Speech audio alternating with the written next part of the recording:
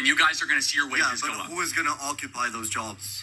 So this is a little bit insulting. I don't think you mean it this way. That illegal immigrants are nothing more than just kind of like these are my people. So how could I be insulting them? I'm even defending. I don't think you mean it this way. But broadly, when we talk about immigration, there's a talking about like, well, who's going to pick your grapefruits and like who's going to serve you Chipotle? You've probably heard this before, right? I have. Yeah. Who's going to clean your hotel room?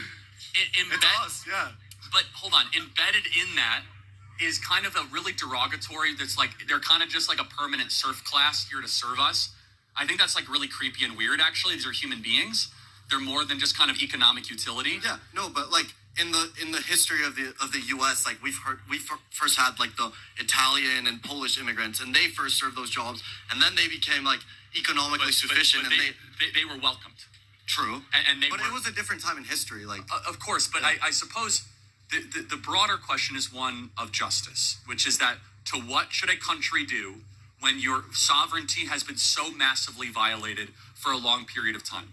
And a country seeks to be a country, becomes something else. It becomes a colony, or it becomes just kind of a random area if a country does not have loyalty to its own people.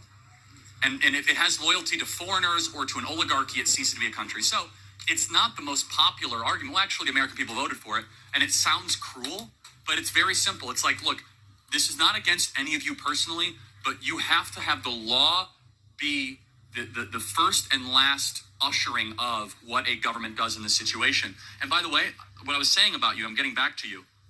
You deserve to be applauded because you guys followed the rules. And it's not fair to people like you who followed the rules to all of a sudden have line cutters. Here's the equivalent. You guys waited in line like two and a half hours to go get a meal at a restaurant, and someone shows up and just cuts in line. What was the first thing you would say? That's not fair. And you would be right. And the same with immigration, please. Yeah, wait, let me just like add a layer to this, and then that's like some of my boys like that I know that they're being like persecuted like back home, them and their families, like they're like in like drug related like wars and violence, and the only way out, like the only way they're not gonna die or like suffer a very bad fate is if they escape and they break the American law. But that's the only way they're gonna survive. So like hold on.